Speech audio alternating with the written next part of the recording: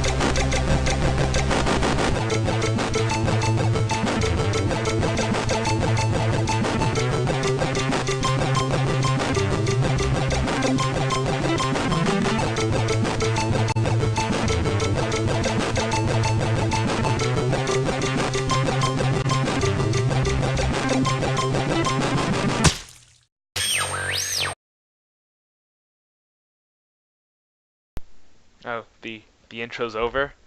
Well, I thought during the intro, I could give it another shot, but I guess not. All right, okay, let's actually start this time. No, there's no need to roll the intro again. Let's just begin. My name is Azair, otherwise known as XX Dragon Lord underscore Hunk McHunkface XX, and today I'll be your resident gamer. Today we're going to go over some background information on video games. Why are they so popular? We will answer this question in terms of anthropology, psychology, and sociology. I guess we should start with the definition of video games. Here's what I got from dictionary.com. Personally, I like Urban Dictionary's definition better. To give you a little snippet of just what the gaming world is like, watch this clip. My first console I remember playing was the Atari 2600. I remember saying like, wow, look at the graphics.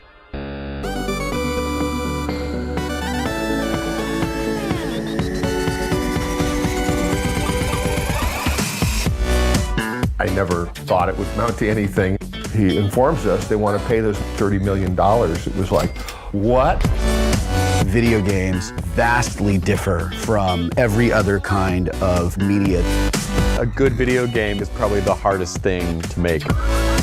The whole point of a game was literally shooting pixelated aliens that were falling out of the sky. Nowadays, not only do we know why those aliens are falling out of the sky, we know the names of their moms, and we know we have to destroy all of them.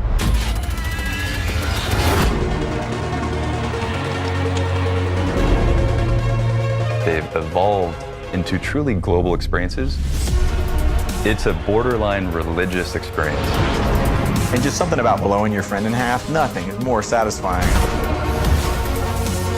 I have lifelong friends that I've met just playing together online. It's the ultimate example of art and science working together. It's making a movie times 1,000.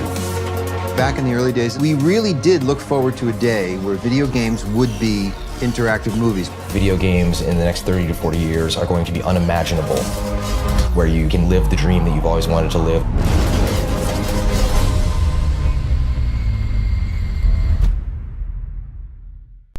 I showed you this because it shows the evolution of video games. It shows how games went from very simple, basic stuff like hitting a white square back and forth with white rectangles to fully immersive worlds with their own story, history, and rules. When you think of a gamer, this is probably what you think of. Or you think of a little kid playing Minecraft.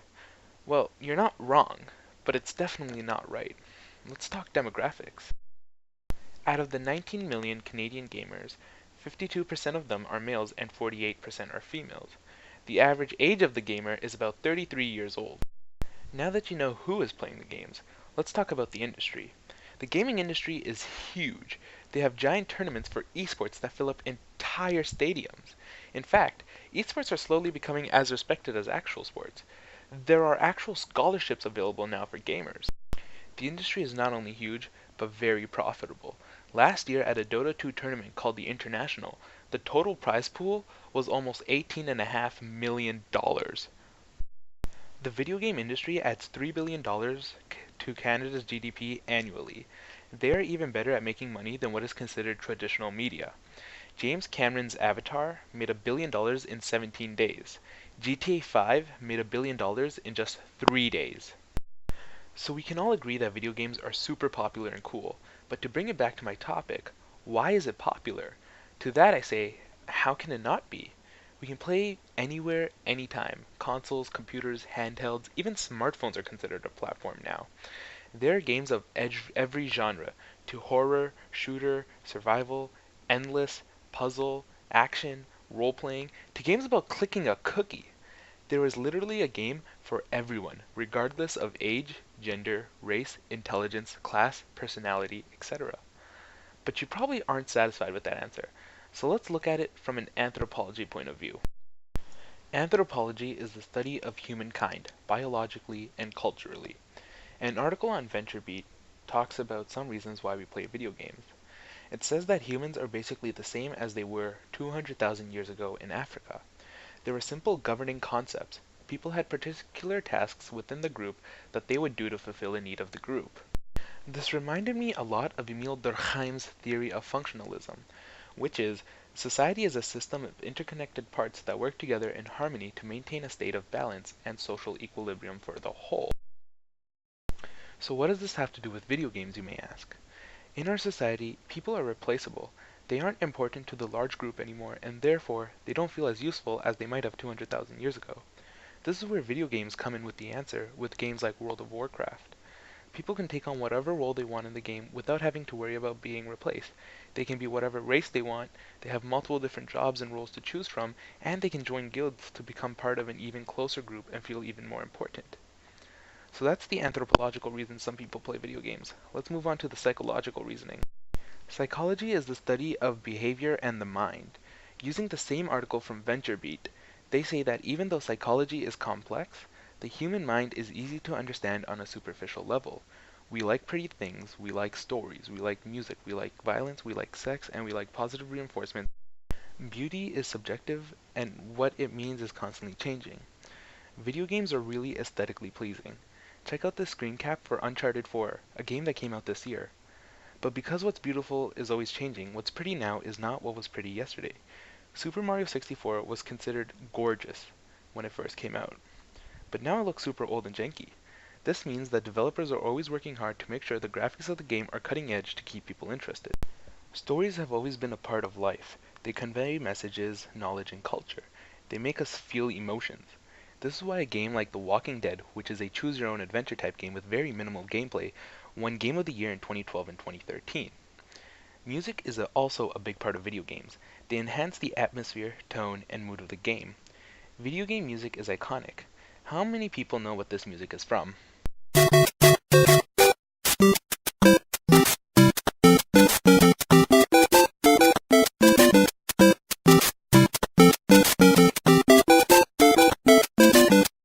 That's right.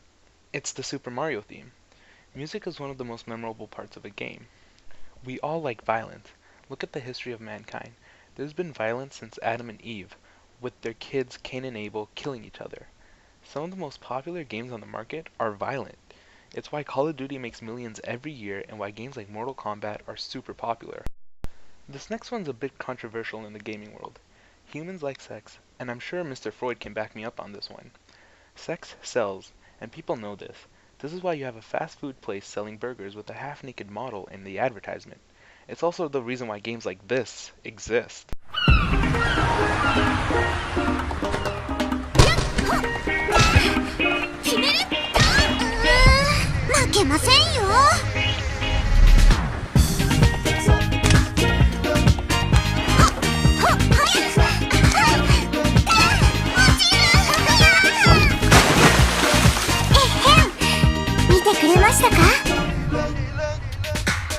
So long as games like Dead or Alive Extreme Beach Volleyball exist, you're gonna have people buying and playing video games. Finally, we like being positively rewarded. People like getting achievements and trophies for completing tasks. They like being able to defeat the boss and winning the game. It's why we see a trend where video games are becoming less difficult. On top of all that, video games are really addictive, and when we see someone playing a video game, we want to start playing video games as well. This is the theory of social learning. Essentially, humans observing other people engaging in an addictive behavior leads to the development of an addiction. You may be thinking, but video games aren't like drugs. How can they be addicting? Well, that's where you're wrong. Video games, especially mobile games, are programmed to be addicting. Take Candy Crush for example. It learns how you play so it can optimize itself to keep you playing. Candy Crush is so addicting that in 2013 it was the most downloaded and highest grossing app on the App Store, with over 400 million regular players. Fun fact, Activision bought Candy Crush for almost $6 billion. To put that in perspective, Disney bought Star Wars and Marvel for $4 billion each. Now Candy Crush is an app that is played on a mobile device. This means people are able to play it anywhere, anytime, on the bus, in class, at work. It's so easy for someone to observe someone partaking in this addictive activity. Now we move on to sociology. This is the study of social problems. What would a sociologist say about why video games are so popular? Well, they would say something along the lines of conflict theory. Conflict theory states that society is composed of different groups competing for power and resources. This conflict for power creates competition between the different groups. In the video game world, you got all these different consoles and developers all competing with each other to be the best platform with the best games and features. You got Sony and the PlayStation, Microsoft and the Xbox, Nintendo and the Wii U. Even smartphones are in this competition. All of these guys are competing to be the very best, like no one ever was. This means they are trying to get the best games, deals, and features for themselves. This is good for the gamer because they end up having to choose between really amazing products. Just look at what Sheldon has to go through because there's so many great options. First there was PlayStation, aka PS1. Then there's PS2, PS3, and now PS4. And that makes sense. You'd think after Xbox, there'd be Xbox 2. But no. Next came Xbox 360. And now, after 360, comes Xbox One. Why one? Maybe that's how many seconds of thought they put into naming it. Can you get the butter, please? Yeah. However, with the Xbox One, I can control my entire entertainment system using voice commands. Up until now, I've had to use Leonard. Then get the other one. Pass the butter. Hang on. I don't feel like you're taking this dilemma seriously. Fine, Sheldon. You have my undivided attention. Okay, now, the PS4 is more angular and sleek looking. No way! It's true, but the larger size of the Xbox One may keep it from overheating. Well, you wouldn't want your gaming system to overheat? No, well, you absolutely would not. And furthermore, the Xbox One now comes with a Kinect included. Included? Yes! Not sold separately. Although the PS4 uses cool new GDDR5 RAM, while the Xbox One is still using the conventional DDR3 memory. Why would they still be using DDR3? Are they nuts? See, that's what I thought. But then they go and throw in an ES RAM buffer. Whoa, wait a second. Who's they? The Xbox. You're kidding! No, I am not. And this ES RAM buffer should totally bridge the 100 gigabit per second bandwidth gap between the two RAM types. This is a nightmare. How will you ever make a decision? See, I don't know. What should I do? Please pass the butter! Unfortunately, these products are never going to be at the top because they're just console peasants. It's all about the PC master race, and we can all thank our Lord and Savior Gaben, or Gabe Newell, for blessing us with discounts upon discounts during the Steam summer sales. But that is just my personal opinion. It is also the correct opinion. But that is a topic for another time. So before I leave, I think I can finally answer the question, why do we play video games? It's because we are only human. Thank you for listening. And before I go, here's one final video on why we play video games. Thank you.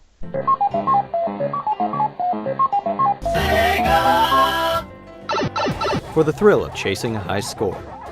For all the great heroes who captured our imaginations. And the villains we like more than the heroes. Waiting 20 years for it and finally getting a good Batman game. For the games that have no end, that we still try to finish. And the self-imposed challenges when the game wasn't hard enough. And when it still isn't hard enough, we face the best online. For the in-your-face scares, and all the times we were afraid to trek into the darkness. All those grueling hours spent getting rare items. And all the grueling hours finding obscure games. For the countless times we saved the princess, only to find she was in another castle. For the power of the Triforce, which we'll never really understand. For the fun of beating our friends with cheap moves, but then agreeing to go 2 out of 3. For all the secret moves we show off. For the sound of those clicking buttons. And for the satisfaction we get when we finally realize the solution was right in front of our face the whole time. For the Konami code, for late nights with old friends. And the really late nights with new friends. For the E3 press conferences for just a small glimpse of the future. For the cool gadgets that are still awesome, even though they don't work right. For the greats, and the years they dedicated to our entertainment. For the badasses, and for the characters who define generations. For the old tech, and the new. And for all the great things that could never fit into one video. This is why we love video games.